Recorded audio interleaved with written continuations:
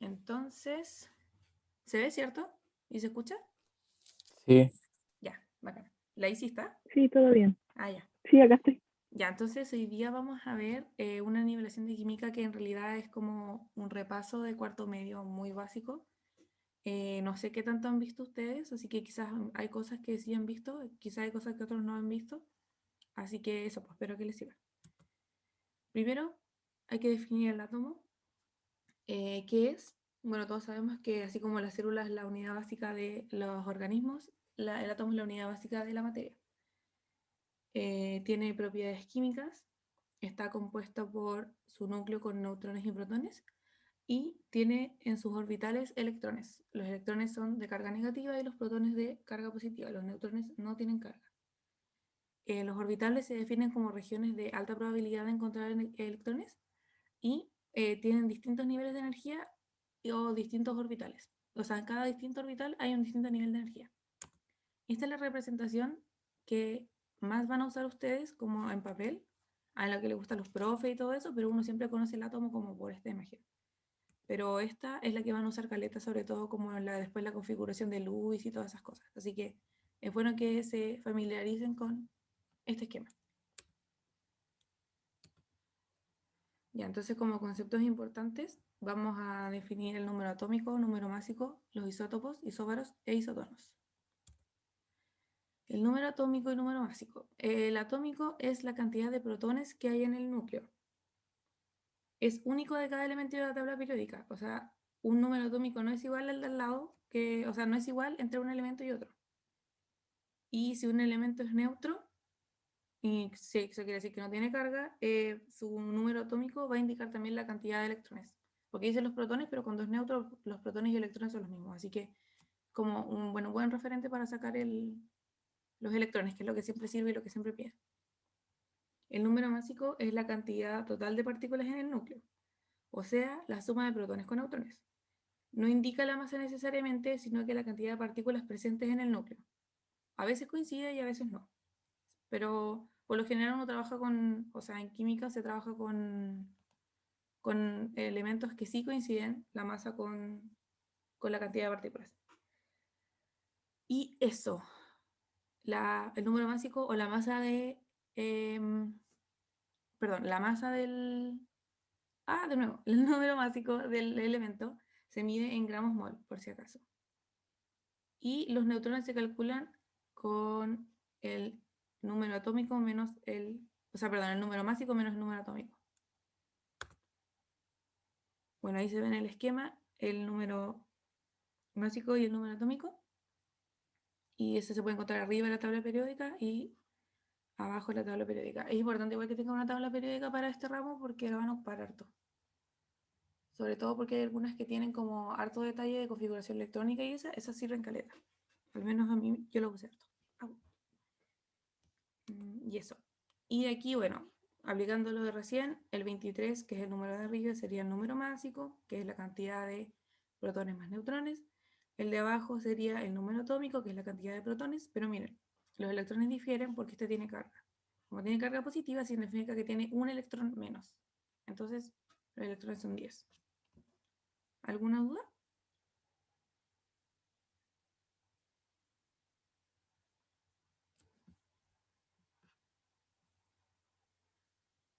Ay, no me sale el chat. Ah, ya, gracias. Ya, entonces, ahora los isótopos, isóbaros e isótonos. Los isótopos son átomos del mismo elemento con diferente número de neutrones. Eso significa que tienen el mismo número atómico, pero distinto número másico. Y tienen un mismo comportamiento químico. Por ejemplo, el oxígeno. El oxígeno tiene hartos isótopos. El carbono me parece que igual tiene isótopos. Y este es como, de los tres conceptos, es como el más relevante porque es el que más van a escuchar a lo largo del ramo. Es el que más se va a repetir. Los isóbaros son elementos distintos, con comportamiento químico distinto, solamente coinciden en el número másico. Ahí hay un ejemplo de isóbaros, que en realidad es como por ponerle un nombre, porque no es tan relevante saber de isóbaros. Y los isótonos es lo mismo, no es tan relevante porque son distintos elementos con la misma cantidad de neutrones solamente, es como por coincidencia que tienen la misma cantidad de neutrones, pero tampoco tienen comportamiento químico igual, así que tampoco es relevante. Los isótopos es lo más importante de esta diapositiva.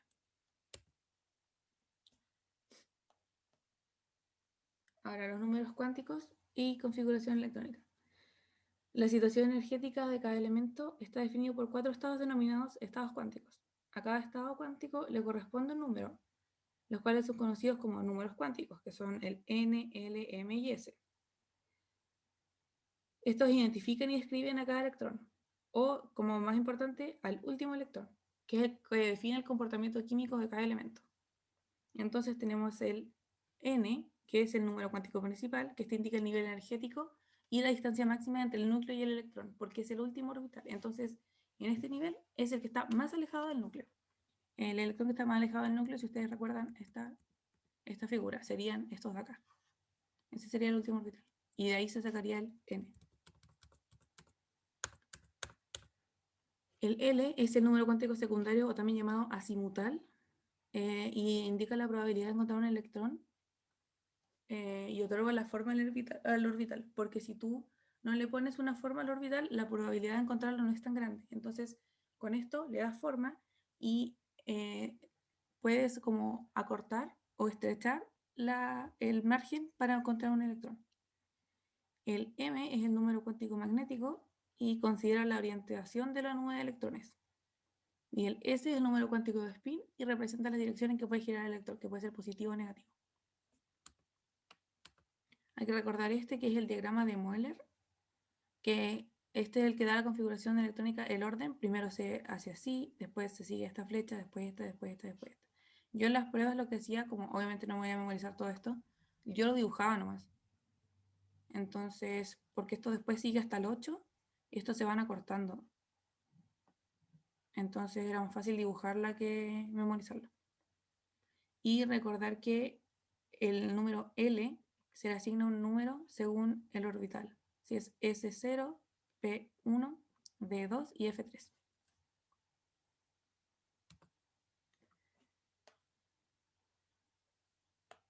Los números cuánticos se pueden sacar a partir de cualquier elemento de la tabla periódica a partir de su configuración electrónica con el diagrama de Moeller. Entonces vamos a usar como ejemplo el carbono, que tiene su número atómico 6.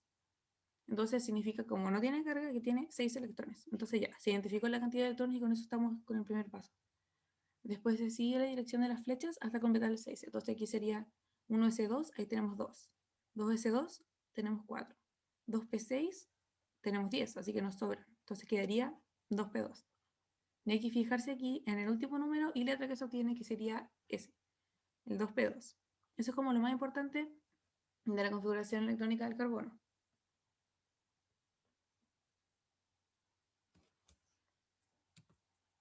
Entonces, el N del carbono, como era 2p2, aquí lo último, sería el 2, que es el número principal.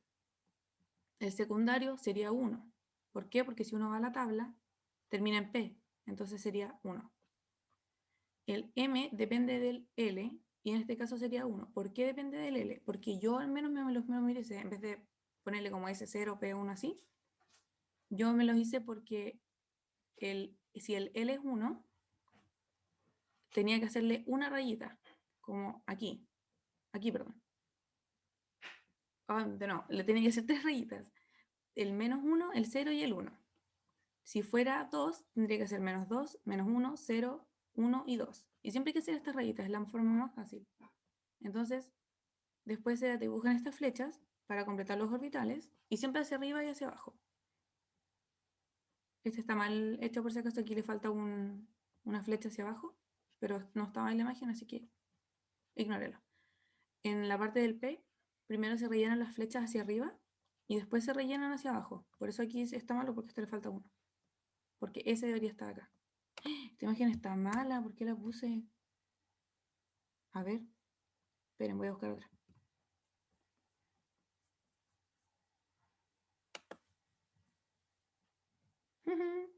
No me había dado cuenta que estaba mala la foto. Siguen ahí, ¿cierto? ¿Hay alguien aquí con vida? Sí, pero ¿por qué está mal? Es que no está. Ese es esta flecha no debería estar ahí. Porque son 6 átomos. Los dos de acá, aquí debería haber 2 y aquí debería haber solo 2, no 3, para hacer los 6. Porque primero se rellenan las flechas hacia arriba y después hacia abajo. Eso muestra otra cosa que nada que ver. O sea, se puede usar, pero no me acuerdo el nombre de la cosa porque es un fenómeno que pasa con el carbono, pero eso no es. Espera.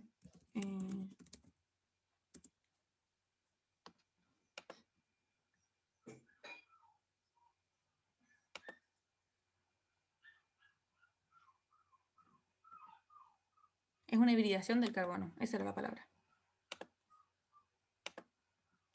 Ya.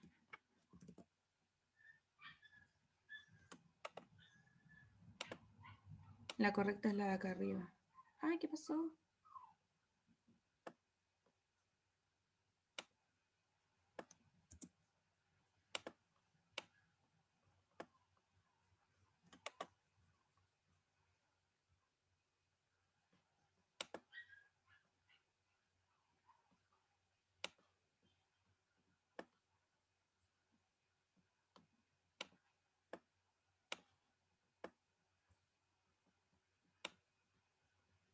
¿Cómo no me di cuenta ayer? Ya, ahí sí. Yay, sí. Ya, ahora sí. Entonces, como les decía, aquí los átomos se rellenan, o los electrones, perdón, se rellenan primero hacia arriba y después hacia abajo. Y ahí recién se completa ese orbital. Por ejemplo, aquí se puso hacia arriba, hacia abajo, ya, orbital completado. Aquí se puso hacia arriba y hacia abajo, orbital completado. Aquí se puso hacia arriba, y el carbono no tiene más, entonces no se puede continuar ni al lado ni aquí para abajo. Entonces se deja hasta ahí. Entonces, ¿dónde cayó la última flecha? Aquí, en el segundo. Y como es un orbital P, esto debería tener el número -1, 0 y 1, acá abajito. Yo siempre lo escribía, pero no encontré ninguna imagen que tuviera escrito como los números. Como la flecha cayó en el 0, el M sería 0. Ahí estaba, por eso yo no me calzaba. Ya, ahí sí. Y yo lo miraba y con razón no le encontraba nada malo. Ya, pero ahora sí, ese se corrigió el error. Puta, lo expliqué súper enredado. ¿Se entendió o no? Que tenía mal escrita la diapositiva. Me enredé al final completando la flechita. Ya, mira, todo no. Al hacer las flechitas por cada orbital, porque para cada orbital haces como un espacio, como los que están acá. Este es un orbital P, el último, que es lo más importante. Las flechas se rellenan de esa forma, primero hacia arriba y después hacia abajo, pero siempre terminando los orbitales. Entonces aquí hace una flecha hacia arriba, en el S se ve en mi mouse, ¿cierto? Sí. Sí, se ve. Y aquí se hace una flecha hacia arriba y después hacia abajo y después ahí recién está terminado ese orbital. Ahora se hace hacia arriba y hacia abajo y está terminado el orbital. Aquí se tendría que hacer hacia arriba, hacia arriba, hacia arriba, pero no hay más electrones, entonces se deja hasta ahí nomás. Si esto tuviera, por ejemplo, 5 electrones al final, tendría que ser hacia arriba, hacia arriba, hacia arriba, hacia abajo y terminarías aquí al medio. Ese sería tu último. ¿Ahí sí? Pero como este termina en 2p2, solo tienes que rellenar 2 en el orbital p, ¿cachai? Porque tiene 2 electrones nada más. Ah, ya lo entendí. A donde vi la. Ya. Sí. Con lo Eso es lo último que dijiste importante. ahí lo vi. Ya, ese hay que fijarse en el último número de la configuración. Ese es el más importante. Los demás como que están ahí nomás. Pero eso es lo relevante. Entonces, como la última flecha que pusiste fue aquí, que imaginariamente tiene estos números, -1, 0 y 1, entonces tu M es igual a 0. Y a la vez, como la última flecha que pusiste fue hacia arriba, tu número de spin, como depende del M, va a ser más un medio, porque las posibilidades del spin es más un medio o menos un medio, y dependiendo si es que queda hacia arriba o hacia abajo. Entonces ahí tendríamos una configuración electrónica completa. Eso. Me enredo un poco, disculpen, pero ¿quedó claro? Sí, ahí lo entendí. Sí, yo Ya, también lo entendí. ya. Entonces ahora la diferencia entre un ion y un átomo. Bueno, esto yo creo que ya lo saben, pero no vale, o sea, no cuesta nada repasarlo. Que un ion es un átomo con carga, que puede ser positiva o negativa, y depende de su pérdida o ganancia de electrones. Un catión es un ion positivo donde se pierden electrones y un anión es un ion negativo donde se ganan electrones. Esto es importante porque a mí me confundía caleta que el hecho de que esto siempre se mide por electrones. Entonces, si tú pierdes un electrón, no es como que lo que cuenta es que ganas positividad. ¿Por qué? Porque al perder electrones te deshaces de cargas negativas. Entonces, por eso se considera como positivo. No es que tú ganes protones, ni es que te hagas más positivo adquiriendo cosas positivas, sino que vas perdiendo cosas negativas. Y yo me enredaba caleta con eso, entonces como que o se lo pueden aprender de memoria o lo pueden ver la lógica, pero como yo le veía la lógica me enredaba. Entonces, para cuando es un anión, se ganan electrones, entonces eso hace que el átomo sea más negativo. Y por eso se le pone una carga negativa arriba. Eso. Ya, de la tabla periódica actual, hay que destacar que el comportamiento de los átomos está determinado por su configuración electrónica, siendo la distribución de los electrones en el nivel más externo la que determina su reactividad y naturaleza química.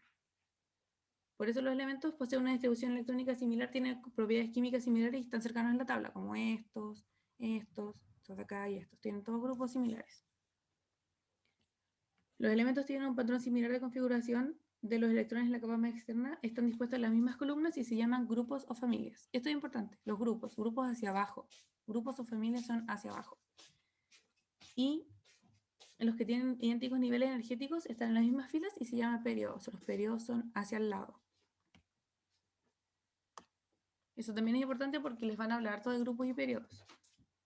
Y en la tabla hay 18 grupos que aquí están marcados con números, pero en una tabla tradicional los marcan con números romanos, del 1 al 18. Y también se le agrega la letra A y B. Les recomiendo que tengan una tabla o busquen una tabla en internet que tenga esos números y no estos, porque después es útil para sacar información. Porque las A tienen su electrón diferencial, que es el último número de la configuración electrónica, en el orbital S o P, y las B tienen su electrón diferencial en el grupo D o F. Igual hay unas tablas que vienen como así, que tienen la configuración electrónica o los últimos más importantes, entonces como que te ahorra pega. Pero igual la profe en la prueba te va a pedir hacer la configuración completa, así que hay que sabérsela. Y además hay que saberse el nombre de algunos grupos importantes. Por ejemplo, el grupo 1A, que son metales alcalinos, que serían estos de acá. El grupo 2A, que son alcalinos térreos, estos de acá. El grupo 3A, que son los térreos o boroideos, no puedo decirlo, que sería este de aquí. Pero eso no es tan importante porque por lo menos en este ramo te consideran todos estos como metales de transición. Los de acá sí son importantes. Los carbonoides, nitrogenoides, que esos son fáciles de saber porque el carbonoide está donde está el carbono. Los nitrogenoides donde está el nitrógeno.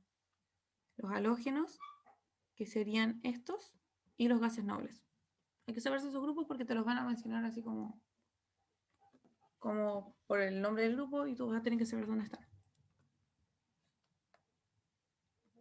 Ya, ahora como organización de la materia, hay que destacar que la materia se divide en sustancia y mezcla. Las sustancias a su vez se dividen en elementos y compuestos.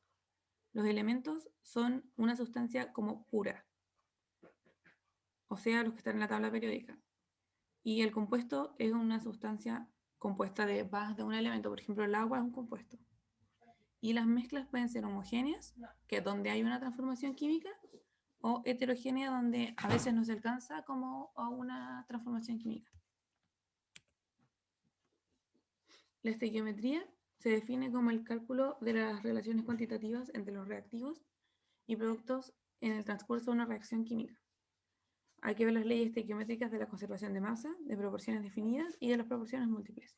¿Voy muy rápido? ¿Hay alguna duda hasta ahora? Yo voy bien por lo menos. Yo también. Ya. ¿Escuchan un perrito llorando? Es porque tengo una perrita bebé y llora todo el día. ¿Ahí la escucharon? Sí. Nadie le hace nada, hace show. Ya, bueno. Ya, primero tenemos la ley de la conservación de masa que dice que en una reacción química la masa de los reactantes es igual a la masa de los productos. Es como igual a la frase que todo el mundo conoce, que es que la materia no se crea ni se destruye, solo se transforma. Y es importante para cuando hagan equilibrar las ecuaciones, porque los átomos no pueden desaparecer, pues tienen que conservarse en ambos lados de la reacción.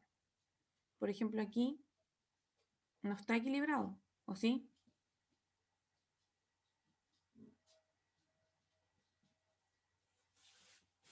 ¿Aló? ¿Esta ecuación la encuentran que está equilibrada? Sí, No, pues, no está equilibrada porque aquí hay 3 hidrógenos y aquí hay solo 2. Y aquí hay un hidrógeno y aquí hay 2. Entonces no está equilibrada. pero ¿y el 2 que está bajito? Esos son los gramos. ¿Cuánto pesa? Ah, por eso me confundí. Si no, ignora los de abajito. Los de acá te indican que esto no está equilibrado. Por lo tanto, esto no cumpliría con la ley de la conservación de masa y habría que equilibrarlo. Pero no es necesario que lo equilibren ahora. Es Ah, ya. para demostrar nomás que no está equilibrado. Luego tenemos la ley de las proporciones definidas que dice que cuando dos o más elementos se combinan para formar un mismo compuesto, lo hacen en proporciones fijas. Eso quiere decir que, por ejemplo, el carbonato de calcio siempre va a contener 40% de calcio, 12% de carbono, 48% de oxígeno. Así tengas 1 mol o 10 moles de la molécula. O sea, tengas la cantidad que tengas de carbonato de calcio, sus proporciones siempre van a ser iguales. A eso se refiere con la ley de las proporciones definidas. Y la ley de las proporciones múltiples dice que si dos elementos se combinan para formar más de un compuesto, los diferentes pesos de uno de ellos, que se combinan con el mismo peso del otro, están en una razón de números enteros y pequeños. Que en el fondo se enreda harto, pero se refiere a que el agua y el peróxido de hidrógeno, que tienen distintas proporciones de oxígeno, se mantiene en números enteros y depende de la cantidad de reactante entregada. Por ejemplo, si tú le das suficiente reactante, vas a hacer peróxido de hidrógeno, pero si no le das suficiente, vas a hacer agua. Eso depende igual de otras cosas, pero es como a grandes rasgos. Y las proporciones del peróxido de hidrógeno siempre van a ser las mismas, 2:2, y del agua siempre va a ser la misma, 2:1.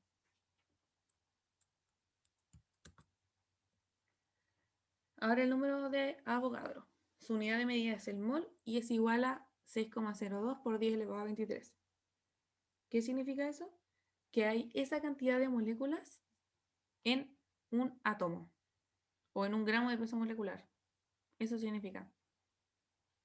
Cada vez que te hablan de un elemento de la tabla periódica así por sí solo, como carbono, un mol de carbono tiene 6,02 por 10 elevado a 23 partículas, partículas en esa molécula. La ley de Avogadro dice que, eso es totalmente distinto al número de Avogadro que la ley de Avogadro por si acaso. Dice que volúmenes iguales de gases distintos bajo las mismas condiciones de temperatura y presión contienen el mismo número de partículas. Esa ley solo aplica para gases. Y quiere decir que un mol de gas en condiciones ideales, que son la temperatura 0 grados Celsius y una atmósfera, ocupa 22,4 litros de volumen, independiente de su masa molecular y su estructura. Y como dije, esa ley solo aplica para gases.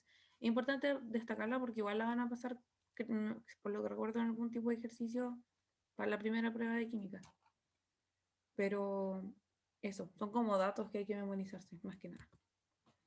Por ejemplo, aquí tenemos un mol de sal.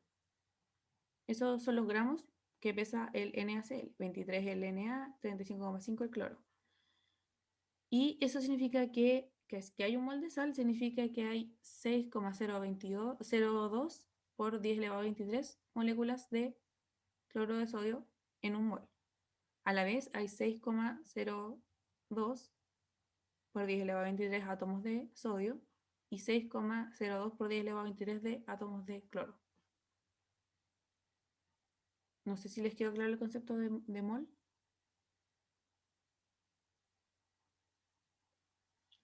En el fondo yo lo uso para, o sea, yo me acordaba porque un mol es como simplemente una cosa, es como una unidad de ese átomo. Y si te preguntan por cantidad de moléculas o cantidad de partículas, ahí tienes que aplicar el número. Antes no. Pero eso, en el fondo un mol es como para darle una medida estándar a que haya una cantidad de átomos. Como no tienen unidad de medida, por eso. Ya, entonces, saber los moles y los gramos de las moléculas sirve para, por ejemplo, calcular la cantidad de moléculas en una cierta cantidad de gramos de un compuesto. Por ejemplo aquí, ¿cuál es el número de moléculas en 32 gramos de metano CH4? Ahí hay que ir a la tabla periódica y buscar la masa del metano, que del carbono es 12 y el hidrógeno es 1. Entonces 1 más 12 es 16. Entonces, en una molécula de metano, o sea, en un mol de metano, tenemos 16 gramos.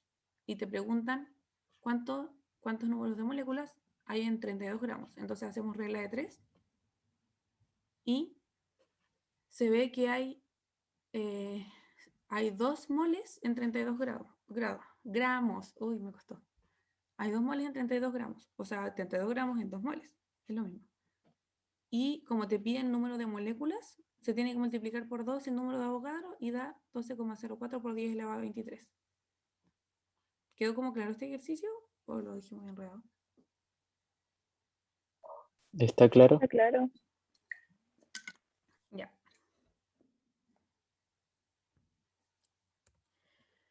Y ahora pasamos a las ecuaciones químicas, que son la representación simbólica de una reacción. Tienen reactantes y productos. Tienen que estar siempre balanceadas, o sea que hay una misma cantidad de reactantes que de productos.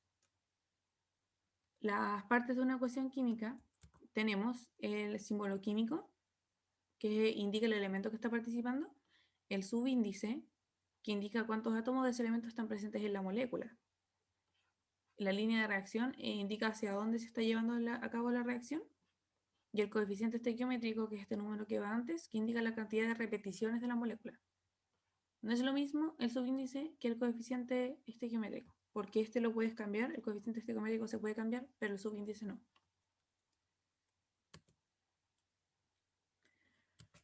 El balanceo de las ecuaciones, hay una relación entre cada ecuación. Por ejemplo, si la relación es 2:1, como en el caso de agua, pues hay 2 hidrógenos y un oxígeno por cada producto. Si se reduce algún reactante, la relación se mantiene. Por ejemplo, si yo lo aumento esto todo al doble, se va a seguir manteniendo la relación 2:1. Se van a necesitar siempre 2 moléculas de hidrógeno y una de oxígeno para hacer agua. Siempre hay que balancear las ecuaciones cambiando el coeficiente estequiométrico. Una ecuación que no esté balanceada va a arrojar solamente resultados erróneos, así que en sus ejercicios es muy importante que se fijen en si está balanceada la ecuación, porque a veces uno llega y hace todo lo que la profe pidió, todos los redox, toda la cuestión, y te diste cuenta al final que no estaba balanceada. A mí me pasó en una prueba, así que perdí mucho tiempo borrando todo y yendo a balancear la ecuación. Siempre tienen que fijarse que esté balanceada. Entonces tenemos distintos tipos de relaciones estequiométricas. Con el mismo ejemplo del agua, la relación de moles es 2:1, porque se necesitan 2 y 1 mol para hacer su producto. Por lo tanto, si te entregan más o menos reactantes, esta relación siempre se va a mantener. Luego tenemos la relación de moléculas, que es que 2 moléculas de hidrógeno más una molécula de O2 forman 2 moléculas de agua. Por lo tanto, aquí es importante que los coeficientes estequiométricos sean números enteros. Para no formar media molécula de algo, la cantidad de moléculas no son valores aditivos, porque 2 moléculas de H más una de O no forman 3 de H2O, sino que forman solo una. Eso es importante, que la relación de moléculas no es aditiva, porque vean que no se mantiene.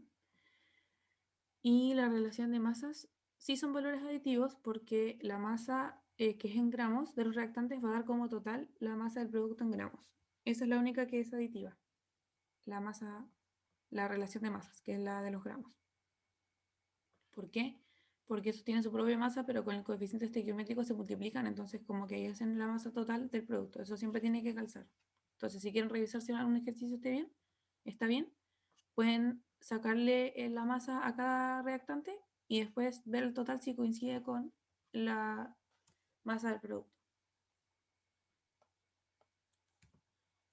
Y eso era todo. No sé si les queda alguna duda, así que me enredé en algunas partes, así que les pido disculpas.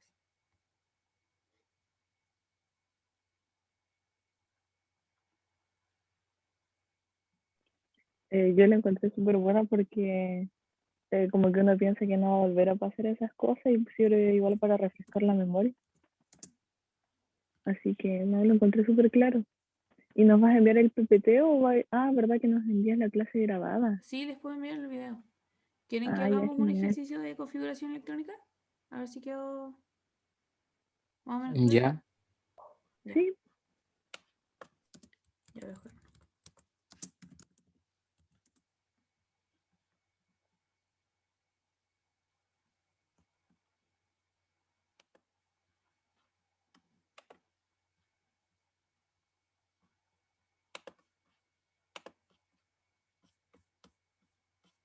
Están viendo el power, ¿cierto?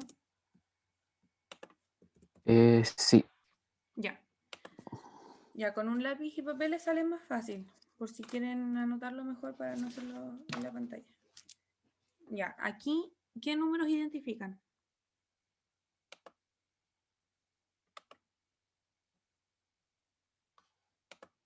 ¿Qué números del elemento pueden identificar acá? Número másico, ¿Cuánto es el número másico? el 40.078. Sí, es 40. Por lo general se redondea, así que ya, 40 está bien. ¿Qué otro número reconocen? El atómico, ¿Qué número es el número atómico? 20. 20. Entonces, con eso ya podríamos sacar la configuración electrónica, ¿cierto? Sí. Porque ¿qué cantidad de protones, neutrones y electrones tiene esto? Electrones 20. ¿Ya? Protones debería tener lo mismo, ¿no? ¿Sí? Porque no tiene carga. Y los neutrones, los otros 20. Sí, muy bien. Y ahora recordemos que tiene 20, ¿cierto? Vamos a la tablita. Ay, ¿dónde está? Está. Y veamos, ¿a dónde llegaría? Si quieren lo van diciendo. ¿Cómo sería su configuración?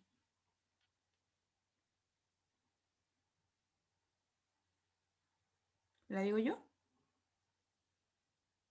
Ya, que le estoy escribiendo en un papel. Ah, ya. Entonces yo lo voy a escribir con ustedes. Y ahí me avisan cuando la tengan para verla todos.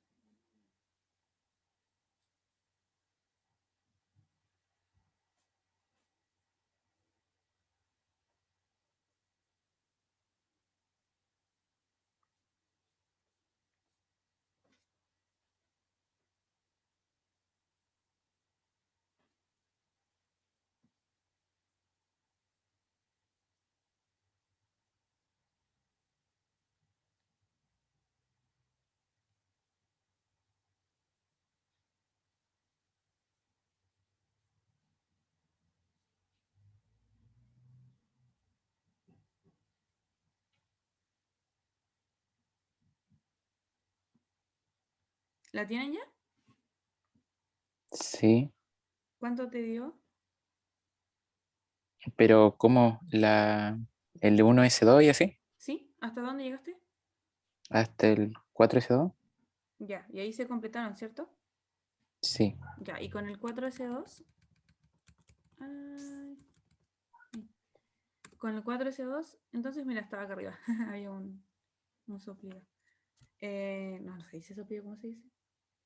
Ya, filo, no importa. ¿Cuál sería el N de este elemento?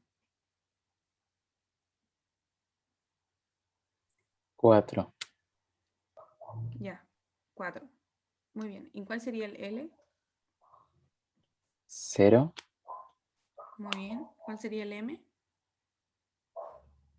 Ahí no me acuerdo de ese. El M ¿Cómo es era? el que, si tú tienes un L0, el 0 no tiene carga. O sea, no puede ser ni positivo ni negativo. Entonces solo tiene un orbital. Y ese orbital siempre va a ser 0. Por lo tanto, el M es 0. Ah, ya. Mira, mejor lo voy a dibujar aquí en mi cuaderno. Le voy a mandar la foto por WhatsApp. A ver si...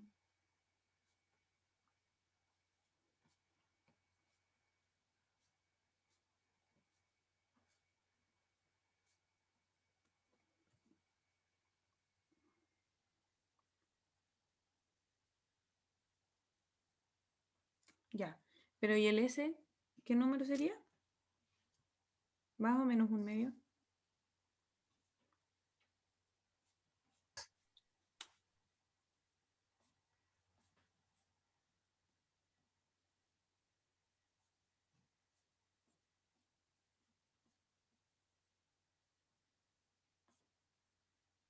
No, menos, ¿o no? Sí, Sí, sí, menos un sí, año. sí.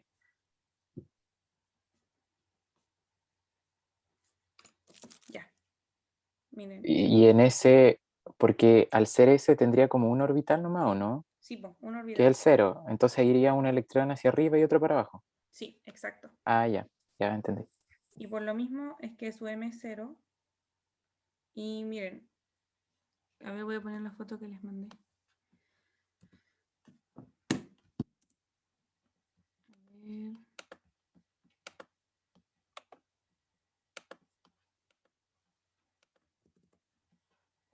Va.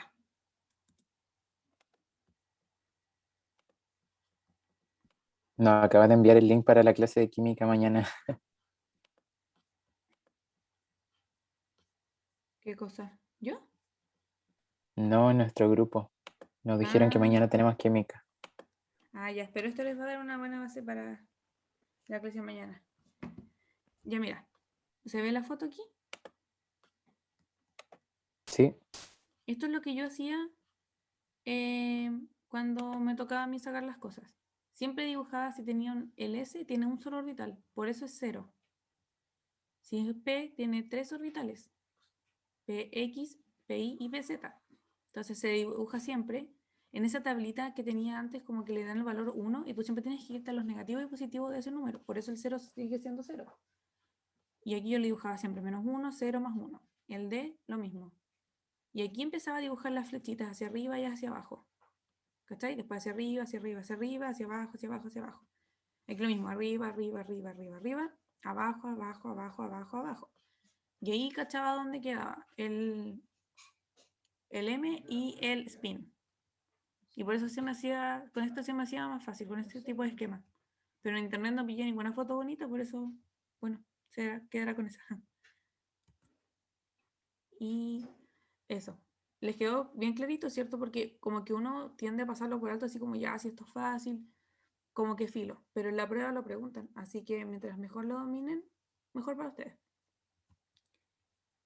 Eso. Sí, estaba súper claro.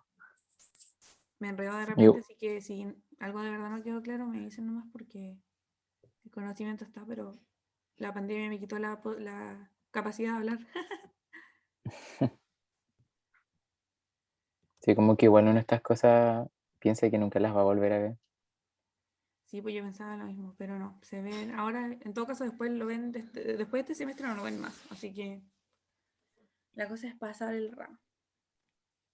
La Isi quedó, ¿está ahí? ¿Está viva? Sí, acá estoy. No, está ¿Necesitas más claro. agua? No, Ya, entonces, ¿mañana a qué hora tienen clases? en la tarde parece que era.